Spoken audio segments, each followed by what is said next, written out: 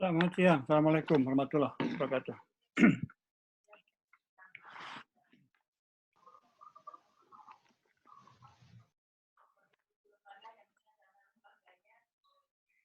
Baik, ketua kelas bisa membuka mikrofon, salah satu lah ketua kelas kalau bisa.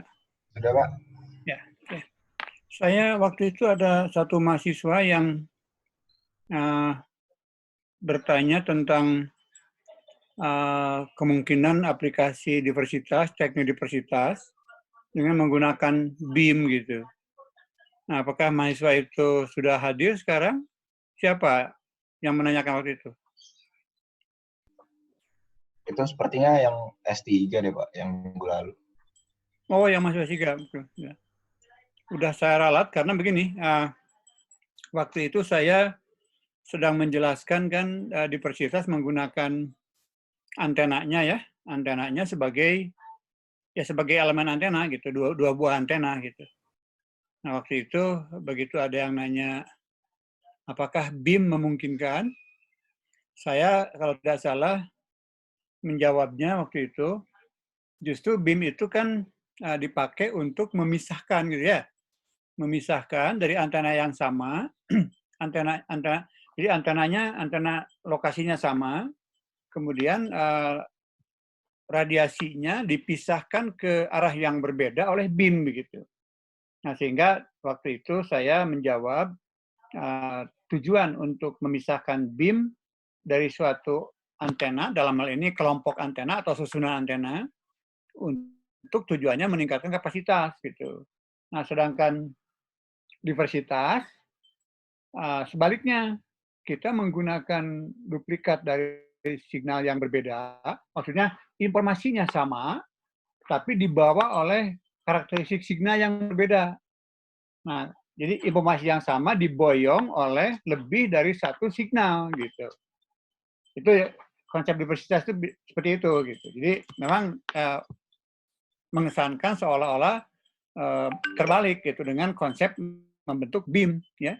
Kalau BIM itu justru memisahkan suatu wilayah oleh BIM supaya wilayah yang berbeda tersebut dengan BIM yang berbeda itu bisa menggunakan sumber daya radio dalam hal ini terutama frekuensi atau mungkin juga time slot atau mungkin juga ya frekuensi, time slot, kode misalnya yang merupakan biasa dipakai untuk membawa signal. Nah, itu nanti kapasitasnya akan meningkat. Nah, tapi sebetulnya kalau jawaban yang ingin saya sampaikan sekarang, penggunaan BIM untuk diversitas juga memungkinkan. Nah, walaupun untuk sistem yang dipakai pada komunikasi, memang BIM tidak dipakai untuk diversitas ya.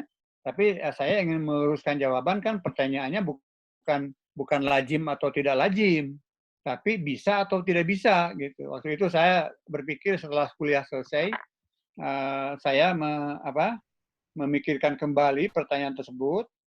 Jadi harusnya jawabannya kalau pertanyaannya apakah bisa atau tidak bisa menggunakan BIM untuk diversitas, jawabannya harusnya bisa gitu. Walaupun tidak lazim. Jadi supaya jawaban saya tidak menimbulkan jawaban yang misleading gitu ya, yang mengarah kepada interpretasi yang keliru begitu, tidak keliru gitu. Nah, saya akan jelaskan sekarang untuk menjelaskan bahwa bisa atau tidak bisa, saya akan tunjukkan supaya mahasiswa bisa lebih memahaminya dengan benar. Saya akan sharing screen sekarang. Ya,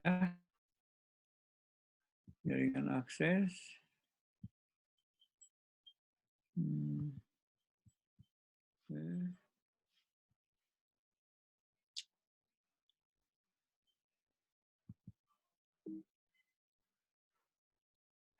Oke.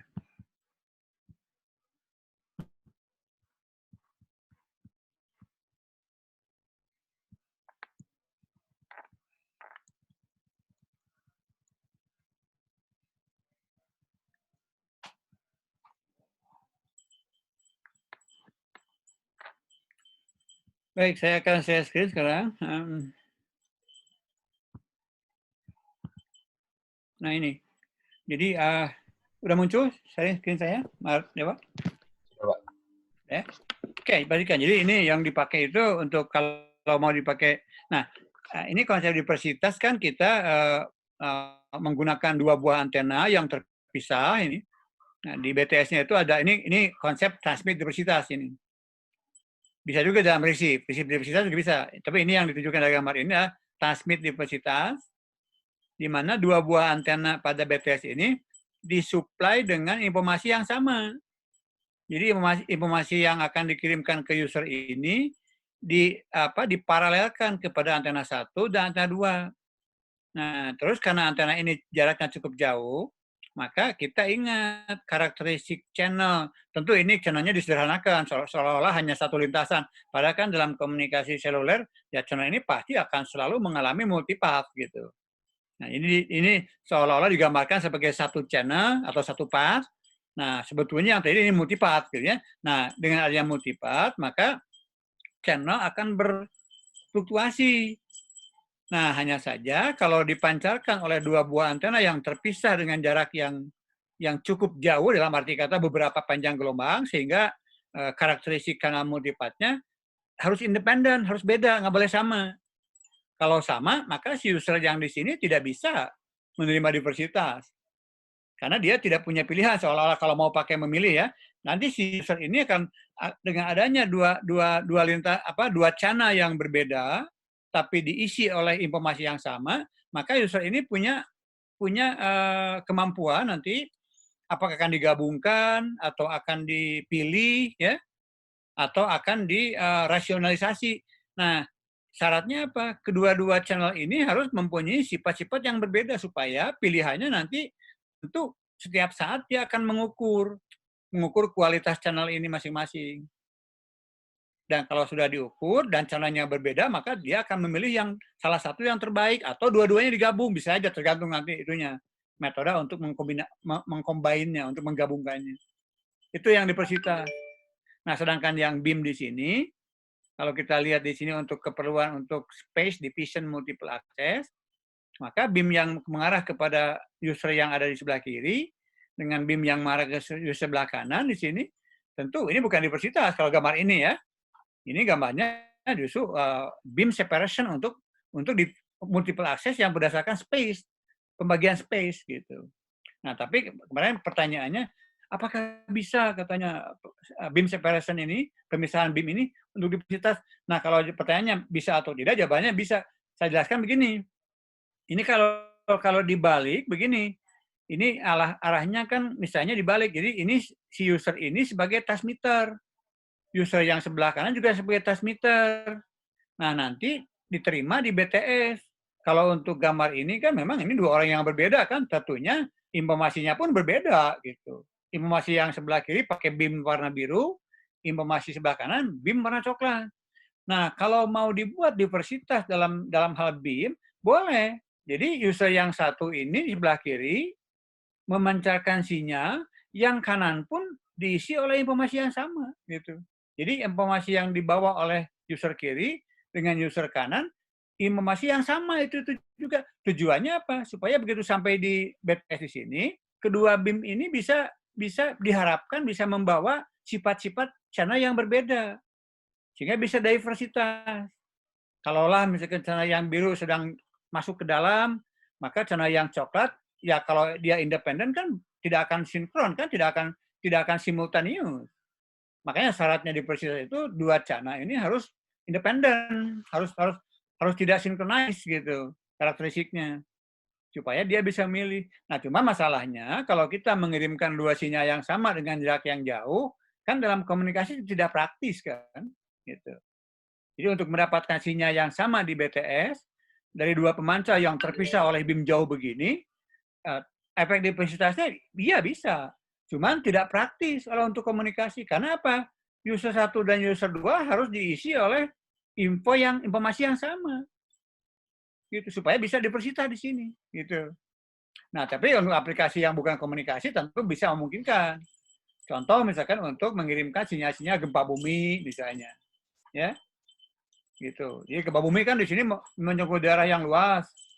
Nah, gempa bumi di sini misalnya yang merembet dengan cepat ke gempa bumi sebelah kanan, jaraknya puluhan kilometer, itu dianggap sama sinyal gempa dari user sebelah kiri dengan sinyal gempa yang sebelah kanan. Nah, itu dianggap sebagai informasi itu juga. Nah, dikirimkan ke suatu sentra pengontrolan gempa bumi misalkan di sini. Nah, memungkinkan dia mengolah sinyal yang sama yang merembet di sini, diolah oleh suatu titik di BTS supaya dia bisa mendapatkan informasi yang lebih handal. Kalau sinyal dibawa oleh BIM yang warna biru misalnya sedang jatuh, yang coklat misalnya sedang bagus, maka dia pilih yang coklat. Kalau metode combinernya selection misalnya.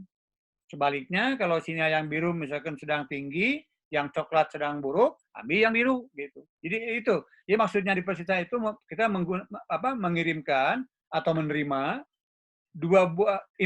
satu informasi yang sama yang bisa kita tangkap melalui dua buah channel atau dua buah pembawa yang berbeda. Nah, pembawanya itu bisa antena berbeda, bisa frekuensi, bisa time slot yang berbeda, bisa polarisasi misalnya yang berbedanya. Tapi sinyal isinya, konten yang dikandung di dalamnya sama gitu, sinyal yang sama yang diolah. Itu ya supaya saya tidak menjelaskan kekeliruan dalam masalah ini. Oke, nanti akan lebih jelas lagi ketika saya masuk ke diversitas yang memang dibahas dalam teknik mitigasi ini. Saya akan mundurkan dulu slide ini. Ya. Nah, terakhir kita, sebenarnya ini belum dibahas sih, karena ada yang nanya aja. Ini diversitas kan ada di sini. Sementara kita waktu itu baru sampai di power control ya. Ini kan kita sampai di sini kan ya. Iya, Pak. Ya, sampai sini waktu itu kita ya. Oke, saya lihat peserta kuliah sekarang ada berapa orang. Oh, saya lagi sharing screen, nggak bisa lihat. Pesertanya harusnya 40-an orang nih yang hadir. Oke, apa nanti gitu. Untuk absensi silakan diisi aja karena saya sudah open tadi lebih awal, udah dibuka di SIG-nya sampai jam, saya lebihkan setengah jam atau 3/4 jam dari jam kuliah terakhir. Gitu. Silakan kalau mau sampai nggak siap. Nah, ini power control udah saya jelaskan minggu lalu ya, hari Kamis. Nah, saya akan ulas dulu sedikit sekarang mungkin sebentar aja untuk merefresh. Jadi ini bagian atas itu bagian sinyal yang menerima sinyal dari pemancar di bagian bawah. Dalam hal ini kalau kita sebut yang memancarkan adalah mobil station, yang menerima itu base station ya. Nah, channelnya kan bersifat relay kan, pasti kalau ada multipart seperti ini kan. Ini channel yang fluktuasinya cukup cukup drastis ini yang warna biru di tempat saya ini, yang saya ikuti ke Karsa ini channel yang terjadi antara transmitter dalam hal ini mobil user ke arah BTS gitu. Nah, dengan adanya fluktuasi seperti itu, maka terukur di sini ini ada simbolnya gamma itu bisa signal strength ataupun bisa daya misalkan. Nah, ini diestimate atau diukur, tentu akan mengikuti karakteristik channel kan. Kalau si mobil station ini memancarkan dayanya konstan, transit powernya konstan, maka yang diestimate atau yang diterima di base station akan mengikuti respon dari channel fluktuasi. Nah, kemudian signal strength yang diterima itu, atau katakanlah kalau sudah diolah dengan noise kan, signal strength bisa menghasilkan signal to noise ratio kan, di ujung receiver setelah masuk ke pengolahan sinyal kan muncul noise kan, jadi signal strength ini akan berubah menjadi signal to noise ratio. Nah, signal to noise ratio yang diperlukan untuk menghasilkan nilai bit error rate yang dikehendaki, tentu kita akan melihat kurva modulatornya. Sebentar, saya lihat kalau ada kurva modulator di sini misalnya. Nah, ini kurva dari sumbu tegaknya kan bit error rate, sumbu datarnya adalah signal to noise ratio. Tergantung nanti modulator apa, jenis kanal apa. Nah, kita tentu memilih ini nih, memilih nilai bit error rate yang dikehendaki berapa. Lalu kita proyeksikan ke kurva modulator ini, ke kurva Baire fungsi signal to noise ratio, akan tahu kita berapa yang diperlukan untuk Baire. Misalkan ini 10/3 untuk kanannya misalkan mendekati AWGN, atau jangan, kanannya ini aja nih, yang kanan nih, karena yang relic padding yang ini, yang hitam yang tebal. Kalau 10/3 di sini, berarti kita perlu S2N di sini 24 dB nih, sini. Nah, kalau itu sebelum power control seperti itu, berarti kita kembali ke ini, ke nilai estimate dari signal to noise ratio yang akan dijadikan threshold, dijadikan sebagai reference, mengacu ke situ 24 dB set di sini. Nah, tapi tentu nanti kalau udah pakai power controlnya jalan kan akan membaik. Jadi kalau ini sudah dijalankan, maka kanal tidak akan seburuk kanal yang ini. Ini kan buruk nih, kanal yang ke kanan ini buruk sekali. Karena apa? Untuk Baire 10/-3 saja perlu 24 dB. Nah, kalau kanal yang bagus, yang tidak fluktuasi atau tidak mengalami multipart ini, ya ini kanalnya ya namanya kanal AWGN ini kalau begitu. Artinya apa? Kalau 10/-3 Baire yang diperlukan, ini hanya butuh signal to noise ratio hanya sekitar 8 atau 7,5 dB ini sini. Nah, tentu nanti berapa? Nah, tergantung nanti apakah power control kita akan bekerja dengan baik atau tidak gitu. Kalau baik berarti power control kita akan menghasilkan kurva akan yang mendekati kepada kanal AWGN. Karena kanal AWGN itu ini konstan ini. Signal strength yang diterima oleh kanal AWGN itu konstan. Karena apa? Noise-nya hanya distorsinya hanya akibat dari noise saja. Tidak ada distorsi akibat naik turunnya signal akibat padding gitu. Nah, kalau sudah mendekati ke sini berarti untuk menghasilkan Baire 10/-3 kita cukup dengan 8 dB aja. Nah, di set di sini 8 dB. Nah, di sini nilai gamma T di sini atau threshold ini 8 dB aja, saya 8 dB. Nah, sehingga tiap kali siklus pengukuran misalkan di sini dihasilkan lebih besar dari 8 dB, nah instruksi yang akan dikirimkan oleh base station ke mobil station ini akan menjaga supaya hasil yang reaksi dari mobil station ini akan menghasilkan estimate dari signal strength berikutnya di 8 dB ini. supaya mencapai kualitas bit error rate yang dikehendaki, yaitu 10/3 gitu. Jadi mekanisme kerja dari sistem ini, instruksi dari base station ke mobile station akan sedemikian supaya menghasilkan gamma yang diestimate atau signal strength yang diukur, diestimate dari sini, dia berkisar di nilai yang di-set di ambang ini, referensi ini gitu. Itu yang terjadi ya pada power control. Saya kira begitu. Nah, masalahnya sekarang karena ini fluktuasi ini ordernya millisecond kan. Jadi ini kalau kita hitung ini kan dokternya misalkan 100 Hz berarti ya sekitar 100 siklus fading per detik gitu. Ya, kalau Dopplernya misalkan 50 Hz, sekitar 50 siklus, 50 kali up and down dari fading ini per detik. Nah, tentu supaya daya pancar dari mobil station ini setelah dikontrol oleh base station dayanya akan menghasilkan daya pancar yang inverse atau opposite, kebalikan dari channel, seperti yang ditunjukkan oleh warna hijau di sini, ya ini kan kebalikan. Jadi ya daya pancar itu dia akan memancarkan tinggi ketika channelnya drop gitu. Kemudian dia akan turun lagi ketika channelnya up ke sini. Itu sebaliknya. Nah, cuman karena power control itu tidak sempurna, ada beberapa kelemahan, misalkan ada delay kan di sini kan, ada delay, ada ketelitian pengukuran signal strength juga nggak teliti di sini. Mengukur signal strength ada error. Nah, akibat dari ketidaksempurnaan itu, maka power control tidak sempurna. Nah, artinya daya pancar yang diproduksi oleh mobile station tidak betul-betul ideal fungsi inverse dari channel. Yang biru itu cukup dalam itunya fluktuasinya, sedangkan yang hijau ini dangkal-dangkal saja. Makanya target signal to noise ratio atau signal strength yang diinginkan misalkan 10 dB di sini masih terjadi ini penyimpangan dari 10 dB itu akibat dari power control tidak bisa sempurna gitu ya. Karena emang sinyal fading ini seperti itu. Kalau jatuh banget ke bawah itu dalam waktu cepat dia jatuhnya dalam gitu. Nah ini susah power control untuk mengangkatnya. Gitu. Baik, ini contohnya untuk menghitung frekuensi. Nah sekarang berapa kali misalkan kita harus melakukan pengontrolan? Kalau suatu channel misalkan memiliki frekuensi Doppler misalnya 50 Hz. Artinya ada 50 kali siklus jatuh ke dalam fading 50 kali per detik. Berapa kali kita mesti melakukan siklus ini, power control ini, supaya dalam per detiknya, misalkan naikin berapa, turunkan berapa, naik, itu berapa kali per detiknya. Nah, tentu ada nanti dilihat karakteristiknya kan, dari sini. Yang jelas, frekuensi pengontrolan harus jauh lebih tinggi dari frekuensi sinyal fadingnya itu sendiri.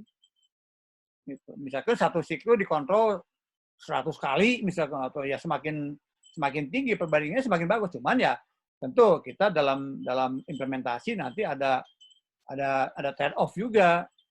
Karena power control kan ini membawa informasi kan, mengkonsumsi bandwidth ini. Karena instruksi yang dikirimkan base station kan dibawa pada kanal downlink kan. Jadi sebagian dari kapasitas bandwidth terambil oleh signaling atau signal-signal kontrol untuk mengendalikan daya pancar ini. Nah, semakin sering dilakukan ya tentu naik bandwidth-nya. Bandwidth yang dipakai sebagai overhead power control akan nyedot sebagian bandwidth dari untuk traffic begitu. Nah, tentu itu ada kompromi nanti. Semakin bagus ininya, tapi bandwidth tersedot banyak oleh signaling power control. Itu juga jadi pertimbangan gitu. Ya. Oke, nah ini untuk memberikan gambaran. Kalau power control misalkan pada kecepatan mobilitasnya 30 km per jam, frekuensi carrier-nya 1,8 GHz. Nah, ini silakan itu frekuensi Dopplernya berapa ini. Nah, kemudian kalau dihitung misalkan signaling rate-nya, signaling rate itu berapa kali kita mengontrol daya pancar mobil per detik supaya hasil power control-nya mencukupi begitu. Nah, minimal biasanya antara paling nggak 50 kali, 100 kali lah. Kalau kurang dari itu, maka power control biasanya nggak begitu bagus gitu, hasilnya. Artinya kalau dilihat dari segi kinerja ini, nah di sini, karena padding ini akan ditekuk ke bawah kalau sudah dikontrol. Tapi daya nekuknya ke bawah itu tergantung apakah dia betul-betul sampai mendekati AWGN atau masih jauh dari AGN, tergantung itunya. Seberapa cepat, seberapa teliti kita mengukur signalnya gitu. Ya. Kira-kira begitu itunya kinerjanya di power control. Nah, silakan diikuti, ini ada jawabannya. Contoh soalnya ada jawabannya ya. Suruh ngitung minimum signaling rate, bisa ada jawabannya di sebelah sini. Nah, ini dokternya masih berapa, hitung. Silakan dipelajari. Kalau belum paham jawaban contoh soal ini, nanti kuliah berikutnya tanyakan ke saya. Ya. Nah, ini refresh dari kuliah yang lalu. Nah, sekarang saya akan maju kinerja sekarang. Kinerja kanal fading udah dijelaskan di kuliah sebelum masuk ke sini, waktu kita belajar bab mengenai menurunkan bear untuk kanal fading itu ini. Sedangkan menurunkan fungsi bear sebagai fungsi SWN untuk kanal AWG yang ini. Ini kalau dituliskan ini, Anda kan ini yang AWG channel bear sama dengan Q function dari akar 2 EB dibagi E0. Ini Anda sudah dapatkan rumus ini di kuliah sistem komunikasi digital. Nah, kemudian bit error rate untuk kanal yang fading channel, ini sudah diturunkan juga. Ya, saya lupa, sudah saya berikan belum itunya? Filenya, yang tulisan tangan, Anda sudah baca belum? Yang tulisan tangan Speedo warna merah itu penurunan bear untuk karena yang relik. Saya lupa, apakah Anda sudah dapat yang tulisan tangan saya untuk bear itu? Sudah? Ada yang bisa jawab nggak? Apakah saya sudah menaruh cara menurunkan bear dari S2N untuk kanal fading atau belum? Udah, Pak. Udah ya? Nah, silakan kalau mau mencermati bagaimana saya menurunkannya, saya ingatnya gitu, itu tulisan tangan saya karena saya nyalin dari buku literatur, ya, sampai bisa berhasil mendapatkan angka ini. Gitu. Jadi bear untuk kanal fading. Nah, ini bear untuk kanal fading maupun bear untuk kanal AWGN. Kanal fading itu fluktuasi, kanal AWGN itu konstan. Nah, rupanya di sini. Gitu. Ya, itu yang power control ya. Nah, ini silakan dikerjakan juga. Kalau mau latihan tutorial di sini, buktikan ini bear pada kanal AWGN. Anda lihat aja buku literatur yang dipakai di sistem komunikasi digital. Ini ada pasti pakai pelatih kalau nggak salah atau siapa yang ada pakai referensi untuk mata kuliah sistem digital. Nah, untuk yang relik channel ya udah saya turunkan pakai tulisan tangan itu, tapi itu tentu ada sumbernya. Karena cari aja di buku literatur kenapa muncul angka seperti itu, tentu saya juga ngambil dari buku referensi gitu ya. Untuk dari fading channel itu bearnya rumusnya ini. Yang ini. Nah, yang ini. Gambarnya ini seperti ini, relik fading ini, AWGN channel ini. Bahkan di paper yang kemarin saya bahas, ada lagi kanal fading yang juga selain dari fluktuasi juga menimbulkan kondisi frekuensi selektif yang menimbulkan interference. Ini kurva yang ini masih walaupun dia buruk ya, ini buruk ini karena perlu S2N yang besar untuk bear yang biasa-biasa saja, bearnya 1/3 gitu. Ini perlu S2N yang besar. Nah, tapi ada lagi yang lebih buruk lagi, hampir datar di sini. Hampir noise floor gitu. Noise floor itu artinya ya noise-nya menjadi lantai, menjadi datar gitu. Artinya apa? Kalau udah datar begini, nggak ada artinya kita menambahkan margin daya pancar atau apapun yang kita lakukan, kalau masih berdasarkan kepada pemberian margin, nah kalau udah datar ke sini kurvanya nggak ada artinya, dibesarkan S2 malah jadi interferensi ke tempat lain kan. Sementara bearnya nggak bagus-bagus gitu. Itu yang disebut dengan loss of SNR kemarin dalam UTS ya. Nah, loss of SNR itu termasuk noise floor juga ya ditambah lagi dayanya, link budgetnya, noise-nya udah langsung landai gitu. Nggak ada tekukan ke bawah ke sini, nggak ada. Gitu.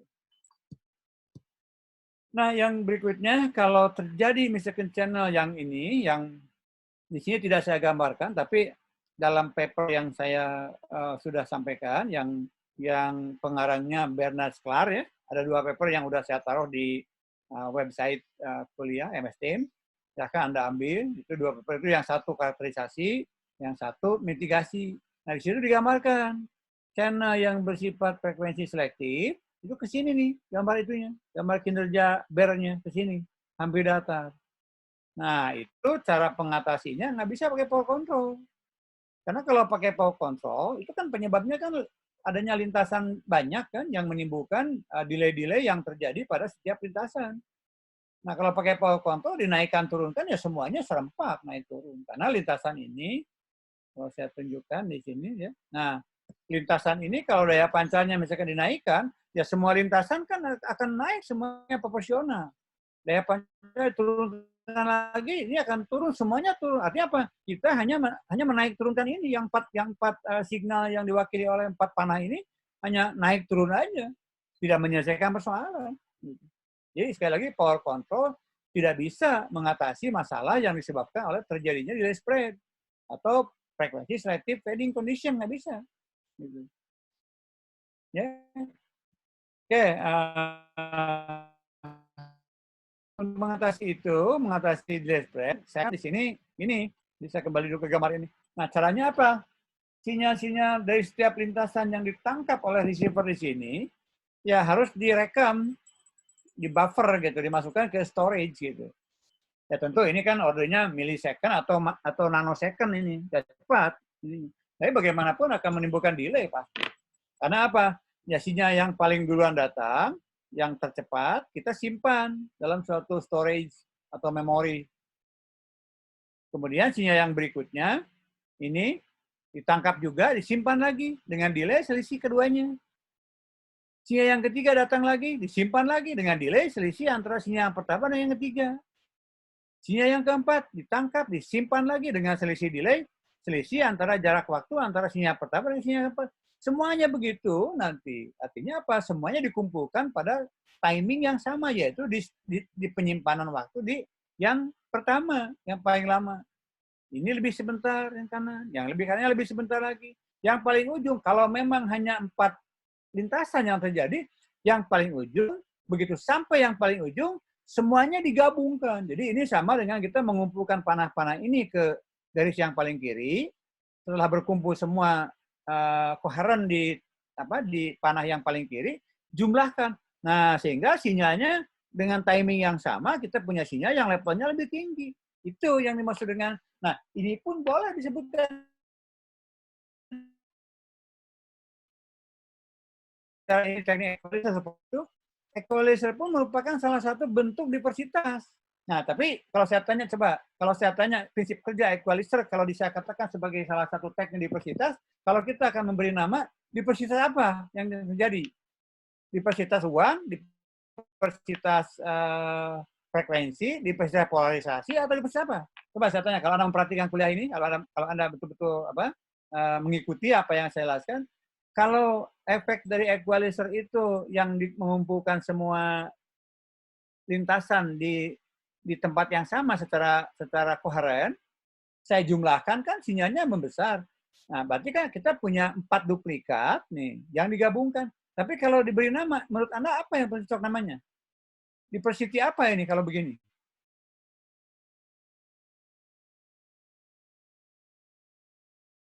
Coba, ada yang bisa kira-kira menebak nggak? Waktu Pak gitu. Ya bisa, betul. Bisa dikatakan diversitas waktu ini. Ya, karena delay spread kan menyangkut waktu gitu. Tapi di sini perbedaan waktu bukan disengaja memancar. Kalau diversitas waktu yang murni ya, memang ada diversitas waktu yang murni, yaitu apa? Sinyal yang sama di sini dikirimkan berulang-ulang. Jadi bit yang sama dikirimkan berangkat misalkan jam 9 pas. Jam 9 lebih 10 nanosecond dikirimkan lagi. Jam 9 lebih 20 nanosecond kirimkan lagi. Nah, begitu yang disebut murni diversitas waktu. Nah, tapi kalau ini juga sama menyebut waktu, tapi perbedaan waktu ini bukan dirancang atau didesain sebagai mengirimkan sinyal yang sama pada waktu yang berbeda, bukan. Ini perbedaan waktu akibat dari lintasan. Jadi nggak sengaja ini. Tapi prinsipnya sama ini waktu yang tiba waktu kedatangan yang berbeda. Waktu berangkatnya sama. Gitu, waktu kedatangan yang berbeda. Jadi kalau dikatakan sebagai diversitas, walaupun Anda benar ya, ini masuk kategori diversitas waktu, tapi yang lebih tepat boleh saja langsung dikatakan diversitas multipath ini namanya. Gitu. diversitas multipart yang memang multipartnya terjadi perbedaan waktu gitu. Paham ya? Mudah-mudahan paham. Saya menjelaskannya dengan sangat, menurut saya ini penjelasan saya sangat elementer ini, sangat mendasar ini. Ya, boleh Anda katakan diverse waktu, tapi waktu yang berbeda bukan sengaja dipancarkan pada waktu yang berlainan dari sinyal yang sama, bukan. Ini memanfaatkan kerugian. Nah, dalam istilah engineering kita boleh dikatakan ini turn negatif become positif gitu. Maksudnya turn negatif itu apa, merubah sesuatu yang merugikan menjadi sesuatu yang menguntungkan dengan suatu teknik gitu. Ya, gitu kira-kira begitu. Nah, implementasi dari prinsip itu kalau saya jelaskan di sini cara kerja equalizer adalah dalam implementasi begini ya. Kita menggunakan teknik filter digital. Ini tentu Anda sudah kenal. Dalam promosiasinya digital semuanya gambarnya kan begini. Kalau Anda ambil kuliah DSP, yang Anda gambarkan hanya satu gambar sebetulnya. Satu mata kuliah DSP itu ini gambarnya gitu. Ini gambar yang utamanya tuh ini. Tinggal Anda merancang mau diapain ini gitu, ya. Nah, kalau kita lihat ini kan fungsi Z parameter 1 itu kan apa namanya? Dalam istilah PSD, pemuasanya di kita, Z parameter 1 itu rambutnya apa? Nyebutnya?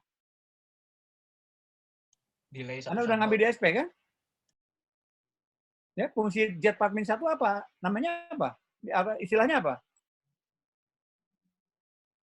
Delay satu sampel kan? Di delay. Apa? Delay satu, iya Pak, delay. Di delay. Iya kan kita DSP kan sampel kan?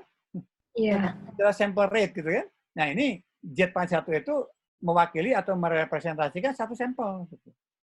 Nah Z parameter 2 berarti sama berikutnya. Z parameter berikutnya lagi. Nah ini berarti sama dengan menggeser. Artinya apa? Kalau kita melihat ke gambar ini, ya kita harus mampu untuk mensampling setiap signal dalam setiap part ini dijadikan sebagai satu sampel. Gitu. Yang pertama ini, sampel kedua ini. Nah, walaupun dalam kenyataannya enggak juga. Karena apa? Ya karena multipart ini tidak jarang seperti ini. Dalam kenyataannya dia hampir merupakan kontinu di sini. Ya, tentu itu masalahnya masalah lain lagi. Dalam DSP kan tergantung kita ya dalam DSP ya semakin tinggi semakin bagus ya. Dengan harga yang mesti dibayar ya kita mengolah data dengan volume yang lebih besar. Kompleksitas komputasi akan naik dengan seiring dengan naiknya sampel gitu. Belum nanti lagi ada efek dari satu sampel mau didigitalisasi misalkan kuantisasi gitu ya. Itu juga masalah lain lagi, bandwidth nanti urusannya kan dalam DSP begitu. Oke, tapi yang penting saya jelaskan prinsipnya aja. Prinsip equalizer itu mengequalkan pada satu tempat yang koheren untuk dijumlahkan. Nah, ini tentu pakai bobot nih. Kalau dalam DSP, sinyal yang di delay satu langkah, kira-kira bobotnya B0. Sinyal yang di delay langkah berikutnya 2 langkah, kan di sini ada nilainya B. Ya ini ada notasi subscript D plus P, nanti hubungannya dengan delay ya. Kemudian ini berikutnya lagi, ini, nah jumlah dari ini disebut dengan order dari filter digital ini. Gitu. Ordernya berapa, mau pakai berapa sampel yang diolah. Gitu. Nah, Anda tahu lah, Anda lebih paham daripada saya, karena saya udah, zaman saya malah belum ada kuliah pengolahan sinyal digital. Anda tentu kalau bicara itu harusnya lebih mahir dari saya, karena apa? Karena Anda ada mata kuliah PSD juga sebelum ambil kuliah ini kan. Nah, hasil pembobotan ini dijumlahkan di sini. Ini artinya kita diversitasnya di sini sebetulnya. Ya. Oke, ini formula matematiknya. Saya juga tidak akan jelaskan secara detail. Silahkan Anda buka aja buku DSP ya, bagaimana menjumlahkan sinyal ini. Ini namanya filter digital untuk apa namanya? Untuk ya namanya untuk aplikasi ke sini namanya equalizer. Tapi dalam terminologi umum dalam DSP ini namanya filter digital ini, ya, digital filter ini. Oke, nah untuk menyelesaikan algoritmanya di sini, algoritma ini penjumlahan dan penggalian bobot ada beberapa metode. Ini juga Anda pasti mengenali istilah-istilahnya dari PSD kan, pengolahan sinyal diskrit apa namanya? Ya, ada istilah transversal filter, algoritma zero forcing, LMS kan least mean square, RLS ada juga metode rekursif kan, rekursif least square, ya.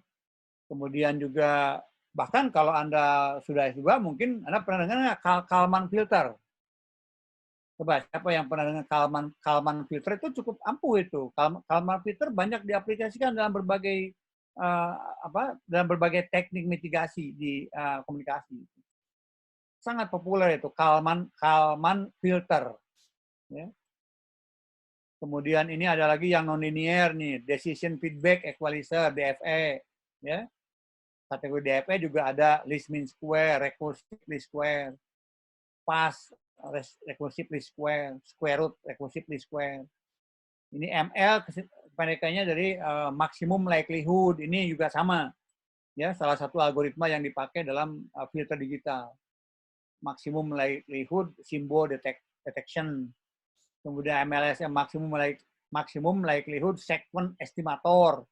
Ini diaplikasikan filter digital, bahkan juga banyak dipakai algoritma ini dalam forward error correction untuk error control.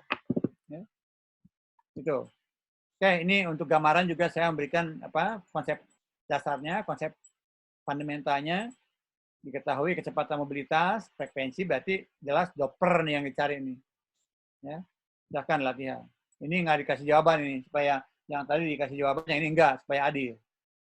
Satu soal dengan jawaban, satu enggak. Nah, di peserta sekarang kita ada waktu tinggal 7 menit ya. Kita berhenti di ya kurang 7 menit lah dari jam 2. Nah, diversitas ini baru saya akan masuk ke ini. Secara umum diversitas itu ya menggabungkan dua buah sinyal yang sama isinya ya. Jadi gini, isinya informasinya sama, tapi dibawa oleh kendaraan yang berbeda gitu. Nah, kendaraannya apa? Bisa frekuensi, bisa time slot, bisa space, ruang, antena, bisa polarization ya. Jadi kendaraannya beda, tapi sinyalnya sama. Nah, itu akan kita lihat sebagai diversitas diolah. Nah, caranya di sini setelah kita mendefinisikan itu, syaratnya apa? Dari masing-masing pembawa sinyal yang sama tadi harus memiliki sifat secara statistik dia independen. Gitu. Karena nanti itu akan diolah, akan digabungkan atau dipilih. Kalau sinyalnya sama, ya kita tidak bisa mengolah. Sinyal sama udah jadi satu kan, buat apa diambil banyak gitu. Mau dipilih juga milih yang mana ya sama kok gitu kan. Nggak ada pilihan gitu. Itu juga. Nah, tapi kalau sinyalnya independen itu artinya dia punya sifat-sifat yang bebas gitu, tidak saling terikat, tidak saling mempengaruhi. Nah, kita punya kesempatan untuk memilih atau menggabungkan atau diboboti MRC diantaranya. Nanti ada 3 yang populer ya. Equal gain combiner, artinya semua sinyal langsung digabungkan tanpa dikasih bobot apa-apa, tanpa dikasih gain apa-apa. Itu namanya equal gain. Satu lagi selection. Kalau selection diversity, kita mengukur semua sinyal yang kita terima, kita pilih yang terbaik gitu. Tentu kalau kualitasnya yang terbaik ya dari sisi signal to noise ratio ya. Kalau kita mengambil sinyal terbaik hanya dari signal strength itu untung-untungan. Bisa betul terbaik, bisa juga enggak. Kalau signal strength, kenapa? Signal strength kan tidak mewakili noise, tidak memiliki interference. Artinya signal strength yang tinggi belum tentu kualitasnya bagus kalau dia berada pada lingkungan yang noise-nya atau interference-nya tinggi. Gitu. Tapi kalau sudah diukur secara signal to noise ratio atau signal to interference ratio, nah itu menunjukkan kualitas signal yang mutlak gitu. Sinyal yang mempunyai nilai signal to noise ratio tinggi atau signal to interference ratio tinggi pasti kualitasnya bagus gitu. Tapi kalau yang dipakai untuk pemilihan signal strength belum tentu mewakili kualitas signal, ya. Tergantung di mana dia berada. Gitu. Oke.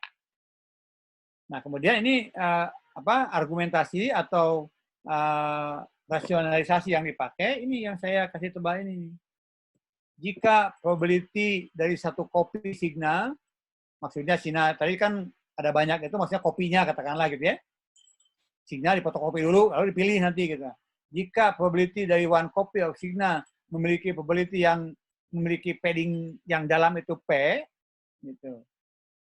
Nah, maka kalau kita punya L buah kopi, L itu jumlah lintasan lah kalau lamun multipat ya, dari independent signal, terjadi secara sekaligus menjadi dalam kondisi deep padding secara simultan, itu karena dia independen kan menjadi P pangkat L. Ini juga ilmu statistik ya. Kenapa syarat signal harus independen? Supaya nanti kita bisa memilih. Nah, setelah bisa memilih, dampaknya kepada peluang signal memiliki sifat yang buruk yang simultan. Kalau masing-masing lintasan mempunyai sifat sinyal yang buruk itu, misalkan deep fading ini dianggap sebagai sinyal yang buruk, gitu, jatuh ke bawah cukup dalam, gitu. P, maka kalau kita punya L copy atau L signal, L path yang independen, maka peluang terjadinya dari kesemuanya signal jatuh ke dalam deep fading menjadi P pangkatnya. Tentu kalau P kan, karena P itu bilangan yang kecil dari 1 kan, peluang signal jatuh kepada fading deep kan kecil dari 1. P. Nah, kalau L copy berarti P pangkat ya bilangan kecil 1 dipangkatkan akan mengecil terus. Jadi gitu, ini konsep yang dipakai. Jadi kita memperkecil peluang. Kalau dari satu signal itu P, kalau dari L signal peluang untuk jatuh ke dalam P pangkatnya. Kita mengecilkan peluang jatuhnya signal. Gitu. Ya. Oke, ini masalah jenisnya. Frekuensi diversitas menggunakan frekuensi yang berbeda. Nah, tentu frekuensi yang berbeda kan dampaknya kepada karakteristik channel kan beda. Pada frekuensi 900 dengan frekuensi 1,8 GHz misalnya beda itunya fluktuasinya. Dopplernya juga beda. Terus time diversitas, nah, pada selang waktu yang berbeda beberapa milisecond kan karakteristik channel bisa beda juga. Kemudian space diversitas kita menggunakan sensor, dalam hal ini antena ya. Sensor yang dipakai pada komunikasi itu antena. Diversitas berarti ruangan yang kita bedakan. Antena yang berbeda tentu jaraknya harus cukup jauh. Cukup jauh di sini maksudnya beberapa panjang gelombang gitu. Kalau bedanya hanya 0,1 panjang gelombang berarti sama dengan bibir pendek ya sama itunya karakteristiknya. Polarization memungkinkan juga. Tapi yang paling banyak karena paling murah ya itu memang space diversity. Kalau frekuensi diversity harus punya 2 pemancar yang beda frekuensinya. Time diversity harus punya 2 pemancar yang membedakan time slot. Polarization diversity harus menggunakan 2 buah pemancar dan 2 buah antena yang berbeda polarisasinya. Kalau space diversity cukup 2 buah antena atau lebih, maksudnya lebih dari 1 antena. Ini lebih murah gitu, lebih praktis. Makanya banyak aplikasi untuk diversitas space gitu, atau antena diversity. Nah, gambarannya saya minta waktu 2 menit lagi ya supaya Anda ada jeda untuk kuliah berikutnya. Saya berikan jeda, tapi saya supaya tidak terputus gitu aliran dari penjelasan saya selesaikan dulu ini speed diversity. Jadi ini contohnya 3 antena atau K buah antena. Nah ini signal R0, R1 sampai RK gitu. Kalau 3 berarti R3 di sini, R2 maksudnya kalau dari 0. Nah ini tentu kita boboti untuk supaya mencakup apakah akan dikalikan dengan bobot tertentu. Tentu ini kan ada algoritma yang kalau kita mengalihkan sinyal yang sedang kualitasnya bagus dengan bobot tinggi, kemudian kita mengalihkan sinyal yang jelek dengan bobot yang rendah, itu akan memperbaiki. Di sinyal yang bagus kita beri apresiasi, sinyal yang sedang buruk kita penati dengan bobot yang kecil. Hasil totalnya akan lebih bagus. Namanya itu maksimal rasio combiner. Kalau equal gain itu digabung saja. Berarti sinyal R0, sinyal R1, sinyal RK, kalikan semua dengan 1. Ini W0 1, W1 1, WK 1. Artinya sama dengan dihubung singkat ini. Jadi masing-masing antena langsung aja digabungkan. Itu namanya equal gain. Nah, kalau selection diversity, kita memilih signal R0, R1, RK, dipilih, diukur, tentukan pakai prosesor itu mengukur nih. Yang diukur sekali lagi bisa signal strength, tapi yang paling tepat untuk mengukur kualitas signal bukan signal strength, harusnya signal to noise ratio. Saya sudah jelaskan tadi. Nah, diukur berapa S2N di sinyal 1, berapa S2N sinyal 2, sinyal berikutnya. Gitu. Nah, nanti dipilih. Yang paling bagusnya kita pilih. Artinya apa? Bobot W0, W1, WK ini hanya 1 yang punya nilai 1, lainnya 0. Nilai 1 artinya menghubung singkat, nilai 0 artinya memutus, gitu. Jadi putus, dibuang di sini. Jadi kalau misalkan untuk yang selection diversity itu, atau saya jelaskan aja, dibuka aja ke sini. Ini kan penjumlahannya gini. Sinyal output Y itu adalah bobot W dikalikan dengan sinyal R di sini, vektor ini. Atau jumlah dari WR WL kali RL gitu, jumlah partnya. Nah di sini kalau selection diversity ini misalnya contoh di sini kalau sinyal yang tengah ini yang paling bagus yang akan diambil, maka nilai dari bobot W0, W1, WK berarti ini 0, 1, 0. Artinya yang atas dibuang dengan dikalikan dengan 0. Yang tengah kalikan 1, yang bawah kalikan 0. Ya, contohnya misalkan nilai SUN-nya atau nilai signal strength-nya itu seperti ini. Yang pertama minus 80 yang paling atas, yang kedua minus 78 dBm misalkan. Yang ketiga minus 85. Nah, kalau kita hanya berdasarkan signal strength, pilih yang level signalnya tertinggi. Tertinggi dalam skala dB, yang negatifnya paling kecil. Minus 78. Yang tengah kita ambil. Jadi ini kalikan 0, yang tengah kalikan 1, ini kalikan 0. Itu yang selection diversity ya. Yang equal gain berarti ini 1 semua. Saya gambarkan di sini ya. Jadi walaupun ini levelan beda-beda, minus 80, minus 8, akan digabungkan. Kalikan aja dengan 1 semua. Dihubungkan artinya ini 1 semua. Nah, yang paling bagus ini memang maksimal ratio combiner. Maksimal ratio combiner adalah ya, memboboti sinyal yang memiliki kualitas lebih bagus dikalikan dengan bobot yang lebih tinggi. Contoh di sini kan, ini kalau sinyalnya misalkan ini untuk yang kualitas SUN, misalkan sinyal satunya 10, sinyal duanya SUN-nya 13, sinyal yang ketiganya 16. Nah ini dikalikan. Sinyal yang terbaik SUN-nya kan sinyal yang ketiga 16. Dikalikan dengan bobot yang tinggi di sini. Gitu. Yang paling buruk kalikan bobot yang paling rendah.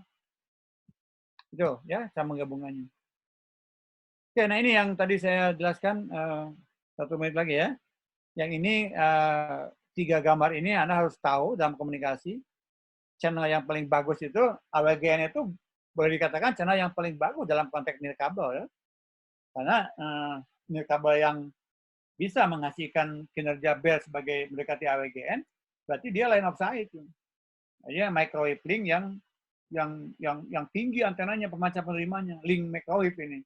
AWGN channelnya. Nah, yang relay padding ini tidak terjadi intersymbol interference, tapi dia fluktuasi ini rupanya. Nah, yang frekuensi selektif yang terjadi di delay spread atau intersymbol interference ini buruk sekali ini. Ya, bahkan ini kalau kita lihat setengah kan ini suku Fami 1 0,1, ini 0,2, 0,3, 0,4 ini di sini. 0,4 atau 0,5 itu kan setengah ya sama aja dengan kalau kita melewati channel kinerjanya seperti ini, ya si receiver sebetulnya nggak perlu menangkap sinyal, nebak aja. Kan sinyal yang dikirim kan hanya di kita 1, 0 kan. Jadi kalau dikirim misalkan lewat channel, dikirimkan 1 bit, tanya aja oleh receiver, kamu terima apa? Saya kirim sinyal 1 nih, kamu terima apa? Si receiver itu buta aja, tutup matanya, oh itu sinyal 1 gitu. Berikutnya lagi, transmitter misalkan, saya kirim lagi nih 1 bit, silakan tebak, ini apa? 0 gitu. Nah, dari jutaan bit yang begitu-begitu, dia dapat setengahnya tuh. Ya. Menebak satu kemungkinan dari 2 kemungkinan tuh, secara statistik dapat separuhnya itu. Artinya apa? Kalau kinerja bear ada di level setengah, maka receiver nggak perlu menangkap sinyal. Suruh tutup mata aja, nebak-nebak, dapat setengahnya itu. Akhirnya setengah gitu. Kira-kira begitu ya. Penutup dari saya satu lagi mengenai rate receiver sebelum saya close zoom-nya. Nah ini sama dengan equalizer sebetulnya ya, yang pakai space spectrum atau rate receiver itu. Sama persis dengan equalizer. Hanya saja ini kemampuan ketelitian menggeser digital filternya. Kalau dalam yang bukan space spectrum itu, unit yang dipakai kan level bit. 1 bit paling bisa 1 sampel. Gitu. Nah dalam space spectrum, sampling rate bisa lebih tinggi daripada bit rate. Gitu. Atau boleh dikatakan kalau dalam pembahasan sinyal di kita itu, Anda melakukan upsampling. Upsampling itu artinya meningkatkan sampling rate gitu. Tentu kinerja akan lebih bagus. Dengan dampak apa? Dengan dampak Anda membayar harga atau price to be paid kalau Anda melakukan upsampling, computational complexity akan meningkat. Nah, tapi dalam sistem spektrum, sampling rate yang sudah menaik itu sudah available, tersedia pada sistemnya sendiri.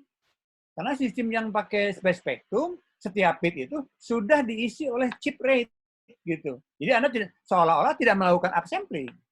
Karena kalau bekerja pada space spektrum, Anda sudah punya informasi mengenai itu. Mengenai isi dalam satu bit itu terdiri dari banyak chip gitu. Itu yang dipakai. Jadi mengambil benefit dari sistem yang ada, yang sudah dirancang oleh sistemnya, kesempatan itu dipakai sebagai manfaat seolah-olah Anda mempunyai sampling rate yang ditinggikan. Dari bit rate menjadi chip rate. Artinya apa? Ini geseran-geseran dari delay spread akan menjadi lebih akurat. Menggeser seperempat bit, kalau satu bitnya diisi oleh 100 chip kan, Anda punya informasi 25 chip yang Anda olah kan? Itu yang terjadi. Kenapa space spectrum atau disebutnya rate receiver bisa lebih bagus dalam menangani multipath? Karena dia bekerja pada level chip, bukan pada level bit, itunya sistemnya. Gitu. Oke ya, saya kira sampai situ mungkin beberapa lembar lagi nanti OFDM-nya saya belum bahas, walaupun minggu lalu udah saya kupas. Sedikit lagi, tapi silakan kalau mau tanya dulu sampai ini, sampai space spectrum, silakan. Waktunya udah mau habis. Izin bertanya, Pak. Silakan. Saya masih belum mengerti yang tadi yang statement mengenai probability deep fade itu, Pak. Ya. Maksudnya apakah itu maksudnya semakin banyak sinyal yang kita tangkap dari berbagai pet atau jalur itu semakin bagus atau bagaimana, Pak, maksudnya? Ya, kalau gitu saya tunjukkan gini aja. Kalau di Persita itu saya stop untuk jawab itu gini ya. Saya udah melakukan simulasi. Sebenarnya saya ambil dari disertasi saya. Jadi saya akan ambil disertasi saya yang menyangkut bab diversity. Ini ada, saya akan sharing screen ya. Minta waktu 1 menit saya untuk membuka ini. Untuk membuka file saya.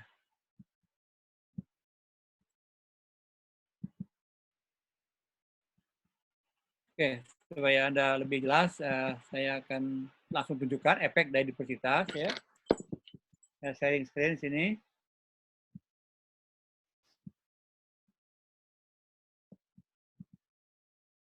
Oke, muncul nggak screen saya?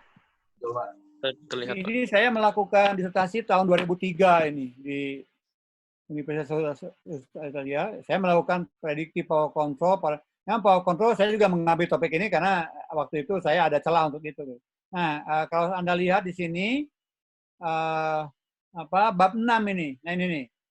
Bab 6 ada masalah power control dan diversitas antena.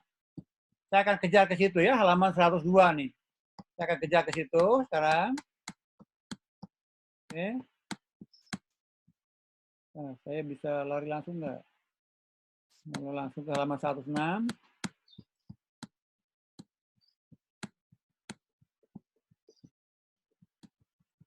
Ini caranya. Diversitas itu memperkecil peluang terjadinya defect. Jadi saya langsung jalan saya dengan gambar aja. Yaitu gambarnya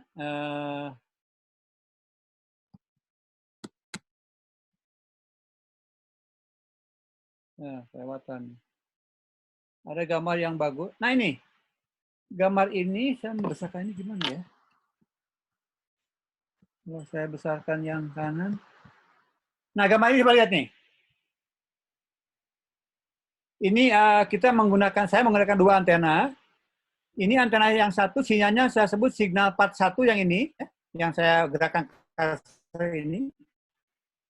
Nah, kemudian sinyal yang kedua saya kasih panah ini signal 42 agak nggak kelihatan karena ini garisnya saya bikin lebih light itunya, ketebalannya. Tapi kelihatan nggak ini garis signal 42? Terlihat, Pak. Nah, ini sinyal yang satu ini kan dengan yang 2 harus independen. Artinya independen itu tidak boleh simultan gitu. Dan ternyata kelihatan di sini kalau sinyal yang satu itu sedang turun, di bawah di sini 2 kali, malah ini sinyal yang keduanya kan di atas nih, di atas nih, nih. Memang agak susah ngelihatnya karena apa? Karena ini garisnya sangat tipis gitu. Ya, kemudian kalau kita lihat sinyal yang kedua sedang turun, di sini yang mana turun? Sinyal satunya tinggi. Nah, kalau saya pun misalkan hanya melakukan combinernya selection diversity, dalam setiap saat saya memilih sinyal yang tinggi gitu ya. Artinya apa? Saya mengambil dari kiri ke kanan, mengambil jalur-jalur sinyal di antara kedua path itu, saya begitu sinyal satu di atas, saya ambil sinyal satu. begitu sinyal 1 ke bawah, muncul sinyal 2 di situ, saya pindah ke sinyal 2 gitu. Artinya antena saya switch ke antena 2 gitu. Kemudian maju lagi ke kanan, begitu antena 2 sinyalnya drop ke bawah, antena 1 muncul ke bawah, saya switch lagi ke antena 1. Artinya apa? Fading yang asalnya dua-duanya dalam ke bawah, setelah saya pilih dari kedua itu yang levelnya sedang tinggi, ini yang paling tebal ini hasil diversitasnya gitu. Artinya apa? Probability untuk signal untuk terjadinya deep fading jauh lebih kecil ketimbang ketika kita menggunakan dua-duanya secara tanpa diversitas gitu. Jelas nggak jawabannya? Siap, Pak. Jadi, Cukup dimengerti, Pak. Kenapa? Cukup jelas, Pak. Ya, jadi apa? Kita memperkecil peluang jatuhnya sinyal ke bawah. Gitu. Makanya tadi itu kan kalau peluang satu lintasan, peluang jatuh ke bawah itu P, maka peluang jatuh ke bawah untuk L lintasan P pangkatnya. Kalau P-nya setengah, kita punya 10 lintasan gitu, berarti setengah pangkat 10 peluang sinyal jatuh ke bawah setelah kita lakukan diversitas gitu. Ya, gitu kira-kira begitu. Saya kira waktunya habis, mohon berhenti bertanya-nya. Kita lanjutkan aja nanti hari kuliah berikutnya, hari Kamis ya. Masih berlanjut di sini. Oke, terima kasih.